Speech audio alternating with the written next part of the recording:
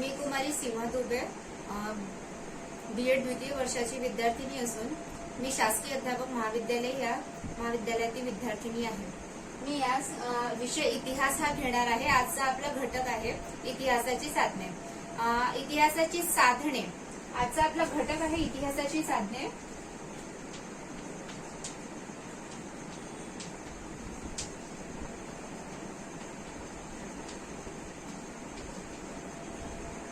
आणि आपला उपघटक आहे याचा भौतिक साधने।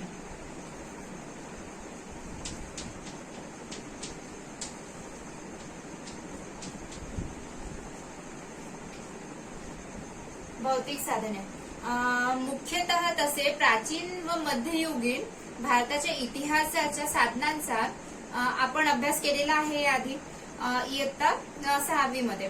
पण यावर्षी आपण आधुनिक भारताच्या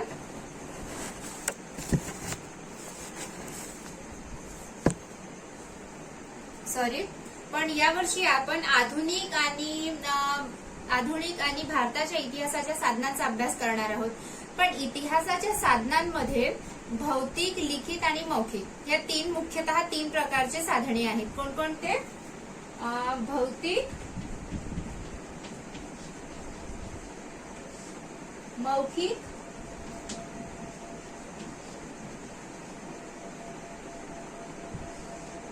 आणि लिखित। सर्वात आधी आपण बघूयात मग भौतिक साधने म्हणजे काय। भौतिक साधनांमध्ये तसं बघितलं तर इतिहासाच्या भौतिक साधनांमध्ये विविध वस्तू येतात, वास्तू येतात, नाणी येतात आणि काही पदक असतात ते येतात आणि इत्यादींचा समावेश भौतिक साधनांमध्ये होतो। जे आपण नाणी आधीच्या काळातली नाणी होती किंवा जे पुतळे आहेत ऐतिहासिक किंवा जे वास्तू आहेत मोठे मोठे आणि आधीच्या काळात जे लोकांना पदके द्यायची त्यांना भौतिक साधने म्हणतात। तर भौतिक साधनांमध्ये काय काय येतं? भौतिक साधनांमध्ये येतं नाणी, पदके,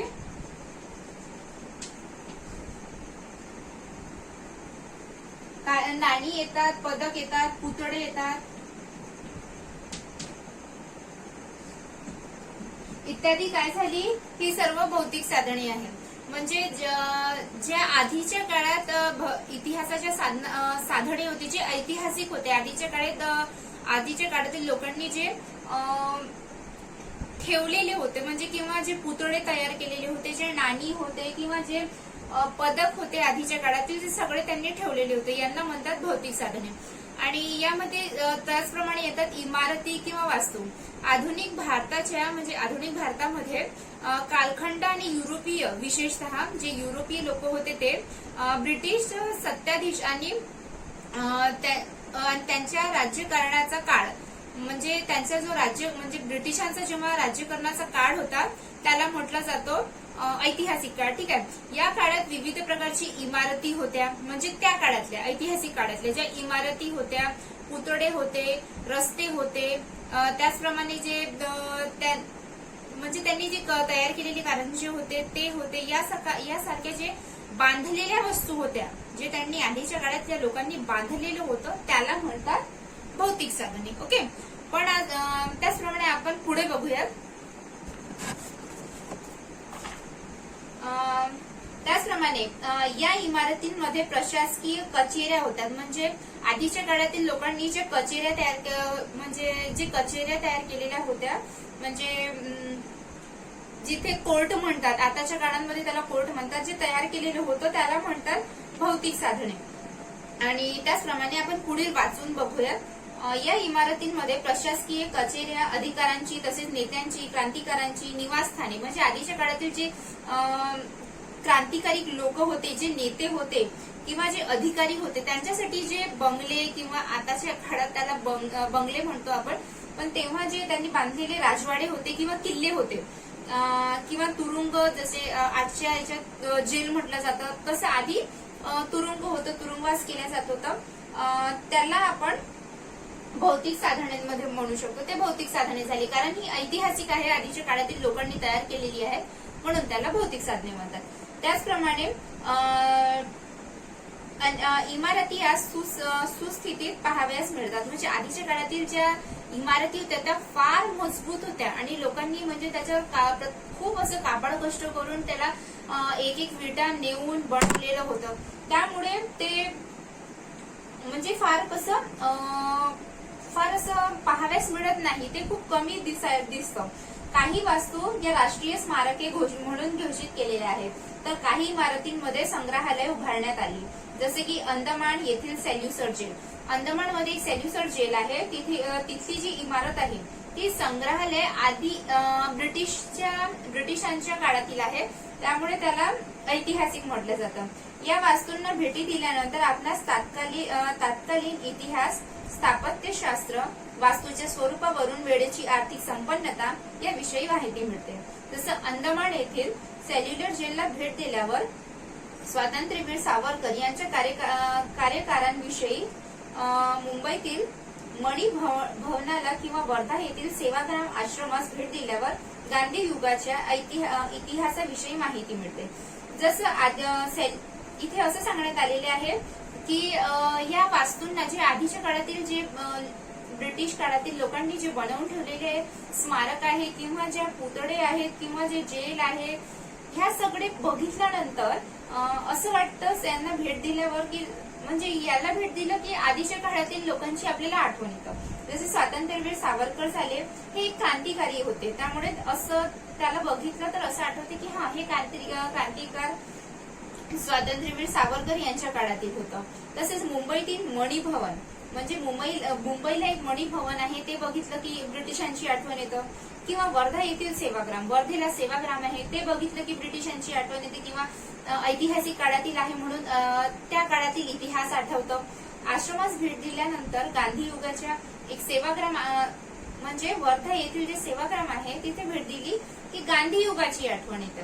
हे इतिहासाविषयी माहिती मिळते. म्हणजे ह्या सगळे जे भौतिक साधने आहेत ह्यांना आपण भेट दिली किंवा बघितलं तर आपल्याला आठवतं की हे सगळे गोष्टी हे ऐतिहासिक आहे, इतिहासातले आहे. म्हणजे आपल्याला कळतं की हे सगळ्या भौतिक आहे. ठीक आहे, आता आपण बघूयात पुढील पुतळे किंवा स्मारक. म्हणजे भौतिक मधला सेकंड पॉइंट आहे पुतळे किंवा स्मारके. स्वातंत्र्यपूर्व किंवा स्वातंत्र्योत्तर काळात अनेक व्यक्तींची स्मारके पुतळ्यांच्या रूपात उभारली आहेत. स्वातंत्र्य मिळायच्या आधी आणि स्वातंत्र्य मिळाल्यानंतर काही स्मारके आहे किंवा काही पुतळे आहेत ती उभारली गेली होती. म्हणजे काही नेत्यांची, गांधीजींची झाली, आंबेडकरांची झाली, अशी फारशी पुतळे आहे जे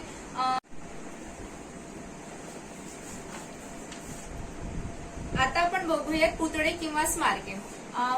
यामध्ये यातील दुसरा पॉइंट आहे पुतळे किंवा स्मारके. ठीक आहे, हा पहिला झाला. सेकंड,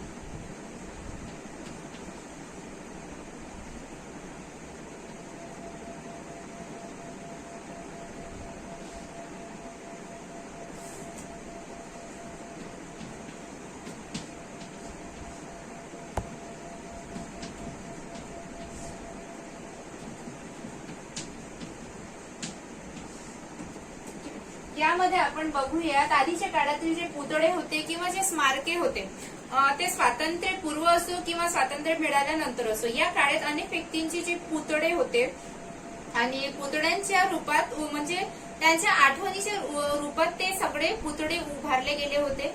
ही स्वातंत्र्यानंतर किंवा हे मरण पावल्यानंतर किंवा यांचा अंत झाल्यानंतर ह्या लोकांच्या आठवणी म्हणून ह्यांचे पुतळे तयार करण्यात आले होते. म्हणजे ह्यांचे पुतळे तयार केले की लोकांना ते बघितल्यानंतर आठवतं की हे यांना बघितलं की असं आठवतं की जसे की इथे सांगितले की स्वातंत्र्यवीर सावरकर ह्यांना बघितलं की क्रांतिकारांविषयी म्हणजे त्यांच्या क्रांतिकार्याविषयी किंवा त्यांच्या कार्याविषयी आपल्याला आठवण येतं. त्याचप्रमाणे ह्या आठवणींकरिता पुतळे किंवा स्मारके उभारण्यात आली होती. तर स्वातंत्र्यपूर्व किंवा स्वातंत्र्योत्तर काळात अनेक व्यक्तींची स्मारके किंवा पुतळ्यांच्या रूपात उभारली गेली. हे पुतळे देखील अनेक भारताच्या इतिहासाच्या अभ्यासाच्या दृष्टीने महत्वाचे आहेत. आणि ही पुतळे आणि ही स्मारके इतिहासाच्या बाबतीत अतिशय महत्वाची आहे, कारण हे सगळं काही म्हणजे पुतळे असो, स्मारके असो, या सगळ्या गोष्टी इतिहासामध्ये त्या नोंदून आलेल्या आहेत. हे पुतळे देखील अधिक आधुनिक भारताच्या इतिहासाच्या अभ्यासाच्या दृष्टीने महत्वाचे आहेत. विविध पुतळ्यांवरून आपणास त्या काळातील राज्यकर्ते, समाजातील प्रतिष्ठित व्यक्ती त्यांच्याविषयी माहिती मिळतं. म्हणजे ह्या पुतळ्यांवरून किंवा ह्या स्मारकांवरून यांना बघितलं की आपल्याला आठवतं की हे समाजकर्ते आहे, राज्यकर्ते आहे, समाजातील प्रतिष्ठित व्यक्ती आहे.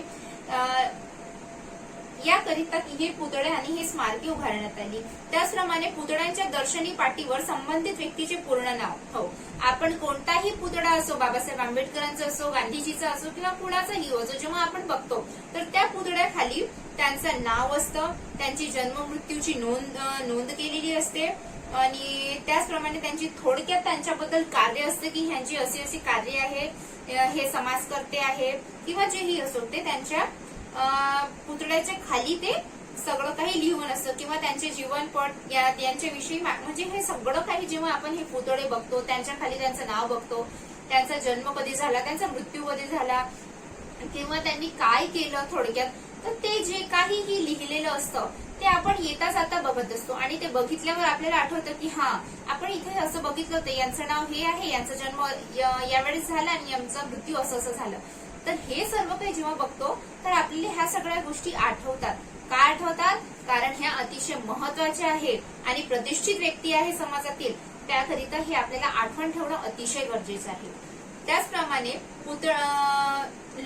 त्याचप्रमाणे महात्मा ज्योतिराव फुले, लोकमान्य टिळक, डॉक्टर बाबासाहेब आंबेडकर यांच्या पुतळ्यांप्रमाणे विविध घटनांच्या स्मृतीप्रित्यर्थ उभारलेली स्मारके सुद्धा संबंधित घटनाकाळ त्या घटनेशी निगडीत असतात. ओके, म्हणजे जेव्हा आपण बाबासाहेब आंबेडकर, लोकमान्य टिळक, महात्मा ज्योतिराव फुले यांचे जेव्हा पुतळे बघतो त्यांच्या स्मृतीप्रित्यर्थ उभारलेली स्मारके सुद्धा, म्हणजे जेव्हा आपण बघतो तेव्हा त्यांची घटना, त्यांचा घटनाकाळ, या सर्व घटनेशी व्यक्ती इत्यादी, म्हणजे अतिशय महत्वाचं आहे म्हणून ह्या सगळ्या गोष्टी इथे नोंदून असतात.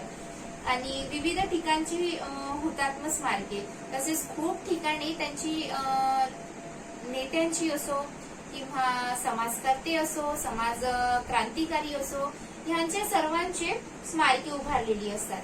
आता आपण बघूयात दुसरा मुद्दा आहे आपला लिखित.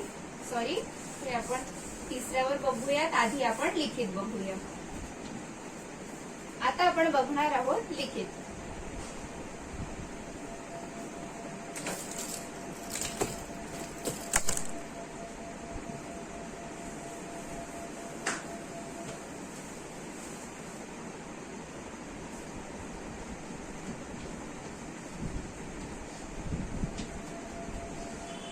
लिखित साधने. लिखित साधने म्हणजे काय बरं? कुणी सांगू शकाल का लिखित साधने म्हणजे काय? लिखित साधने म्हणजे आधुनिक भारताच्या इतिहासाच्या लिखित साधनांमध्ये खालील बाबींचा समावेश होतो. सर्वांनी आपल्या पुस्तकात बघा आणि त्या पुस्तकामध्ये खाली एक असा तक्ता दिलेला आहे.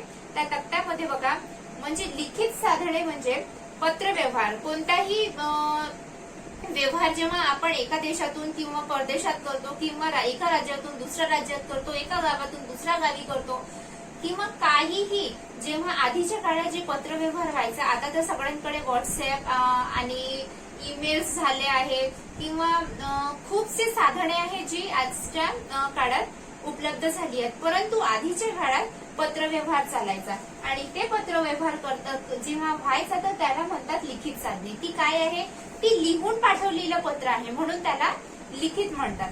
तर यामध्ये लिखित मध्ये येतं पत्रव्यवहार, त्याचप्रमाणे परदेशी व्यक्तींच्या नोंदी, म्हणजे दुसऱ्या देशातील लोकांनी जे नोंदी पाठवलेलं असतं, जे काही लिहून पाठवलेलं असतं त्या नोंदी किंवा वृत्तपत्रे, चरित्र, म्हणजे ज्याही काही गोष्टी लिहून असतात त्याला म्हणतात लिखित साधने. त्याचप्रमाणे आता आपण बघूयात, यातला पहिला मुद्दा आहे वृत्तपत्रे आणि नियतकालिके.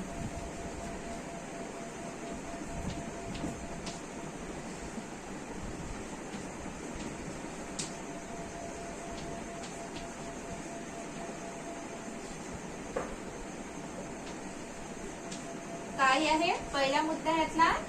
वृत्तपत्रे आणि नियतकालिके. बरं, वृत्तपत्र म्हणजे काय? वृत्तपत्र म्हणजे आपल्या घरी दररोज जो न्यूजपेपर येतो त्याला म्हणतात वृत्तपत्रे. ओके, तर आपण बघूयात वृत्तपत्रांमधून आपणास समकालीन घटनांविषयी माहिती मिळते. म्हणजे जे दररोजच्या जीवनात ज्याही गोष्टी घडतात त्या आपल्याला वृत्तपत्राद्वारे माहिती पडतात.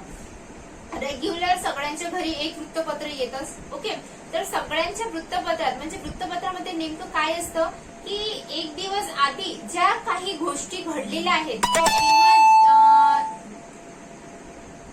ज्या दिवशी तो पेपर आपल्या घरी येतो वृत्तपत्र त्या दिवशी काय घडलेलं आहे ह्या सगळ्या गोष्टी काय असतात वृत्तपत्रामध्ये लिखित स्वरूपात येतात.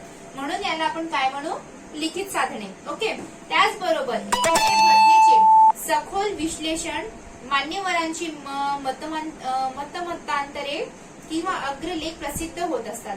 त्याचप्रमाणे राज्यातली काही गोष्टी ज्या घडतात किंवा जे काही निर्णय घेतला जातो किंवा जेही राज्य स्तरावर जेही काही समाजात घडलेल्या गोष्टी असतात किंवा ज्या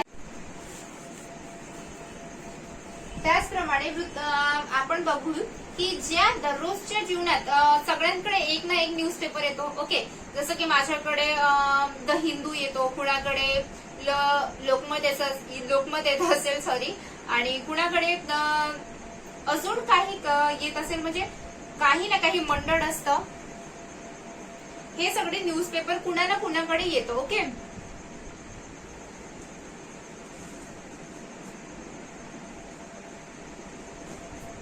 तर ह्या वृत्तपत्रांना म्हणजे ह्या न्यूजपेपर्सला काय म्हणतो आपण, ह्या न्यूजपेपरला म्हणतात वृत्तपत्रे. तर आपण बघू की वृत्तपत्रांमध्ये काय काय असतो. तर वृत्तपत्रांमध्ये आपण समकालीन घटनांविषयी म्हणजे दररोजच्या जीवनात ज्याही गोष्टी घडतात किंवा समाजात ज्याही गोष्टी घडतात त्या सगळ्या गोष्टी वृत्तपत्रांमध्ये आपल्याला बघाव्यास मिळतात. त्याचप्रमाणे मतमतांतरे म्हणजे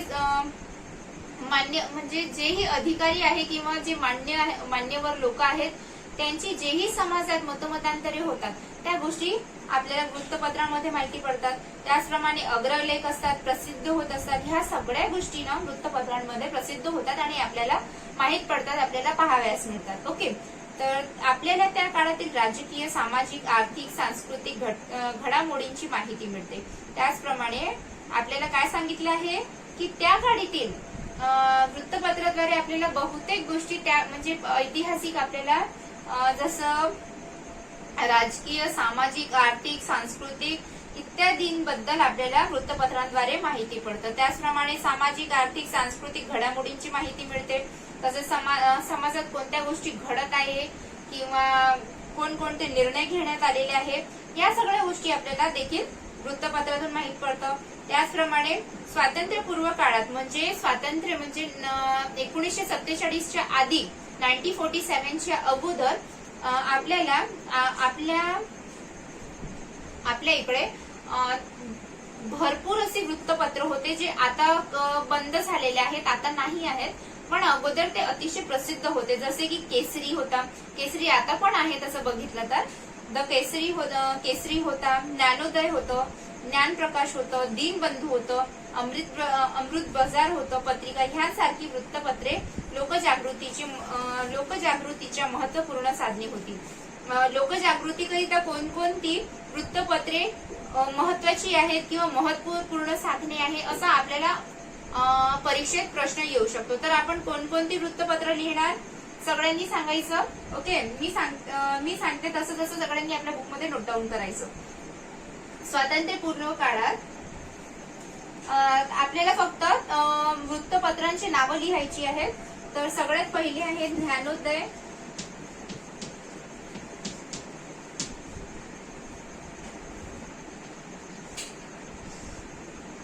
केसरी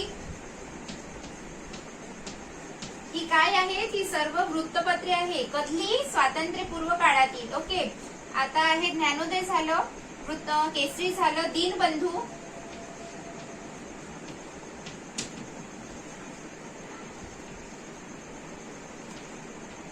चार अमृत बाजार,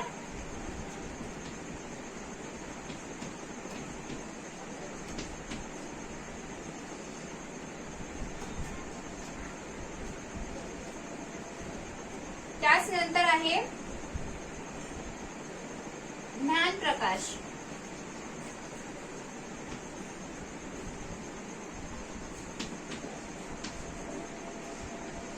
की सर्व 5च्या 5ही वृत्तपत्रे म्हणजे ज्ञानोदय, केसरी, दीनबंधू, अमृत बाजार आणि ज्ञानप्रकाश, ओके, ह्या 5ही वृत्तपत्रे ठीक आहे केव्हाची आहे? ही 5ही वृत्तपत्रे स्वातंत्र्यपूर्व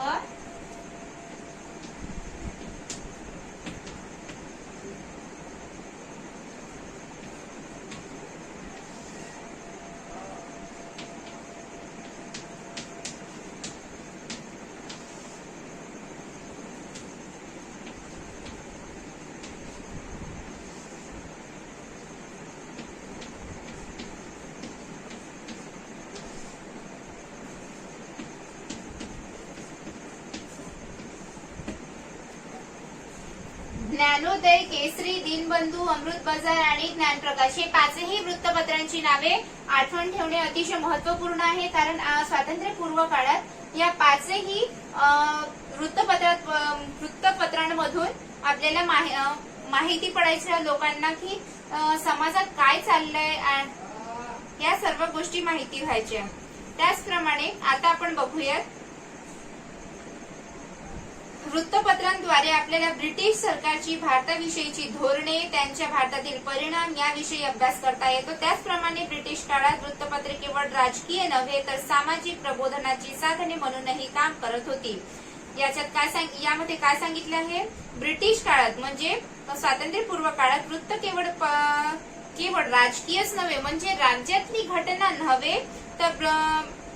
नव्हे तर सामाजिक प्रबोधनाची म्हणजे समाजात जेही प्रबोधन चालतंय किंवा जेही गोष्टी घडत आहे त्याच्याबद्दल देखील या न्यूजपेपरमध्ये किंवा या वृत्तपत्रांद्वारे लोकांना माहिती पडायचं. या मासिकातून लोकहितवाद उर्फ गोपाळ हरी देशमुख यांना प्रभाकर या साप्ताहिकातून लिहिलेली शतपत्रे यातून विविध सामाजिक आणि सांस्कृतिक विषयांवर भाष्य केले. कोणी? लोकहितवाद. कोण होतं लोकहितवाद? गोपाळ हरी देशमुख. हे कोण आहे? लोकहितवाद आहे. आणि त्याचप्रमाणे विष्णू शास्त्री चिपळूणकर यांनी निबंधमाला यांनी काय लिहिलेली आहे? यांनी ह्या मासिकांमध्ये त्यांनी आपले विचार मांडलेले आहेत. विष्णू शास्त्री चिपळूणकर यांनी एक निबंध लिहिलेला आहे या मासिकात. त्याचप्रमाणे गोपाळ हरी देशमुख यांनी प्रभाकर साप्ताहिकातून कोणी? गोपाळ हरी देशमुख यांनी प्रभाकर या साप्ताहिकातून लिहिलेली शतपत्रे यातून विविध सामाजिक आणि सांस्कृतिक विषयावर भाष्य केले. हे सर्व काय झाली ही आजची आहे लिखित साधने. तर असं आपण काय काय बघितलं? आज आपण बघितलं भौतिक साधने आणि लिखित साधने. भौतिक साधनांमध्ये आपण काय काय बघितलं? भौतिक साधनांमध्ये आपण बघितलं की ज्याही गोष्टी ऐतिहासिक काळातील आहेत, नाणी, पुतळे, स्मारके, या सर्व गोष्टी भौतिक आहेत. त्याचप्रमाणे लिखित, ज्याही गोष्टी लिखित किंवा लिहून छापलेली असतात त्यांना म्हणतात लिखित. तर उद्या मुलांना सगळ्यांनी ही लिखित आणि भौतिक ह्या 2 मुद्द्यांवर उदाहरणे लिहून आणायची आहे. त्याचप्रमाणे आपण उद्या यावर टेस्ट घेऊयात. Okay, thank you.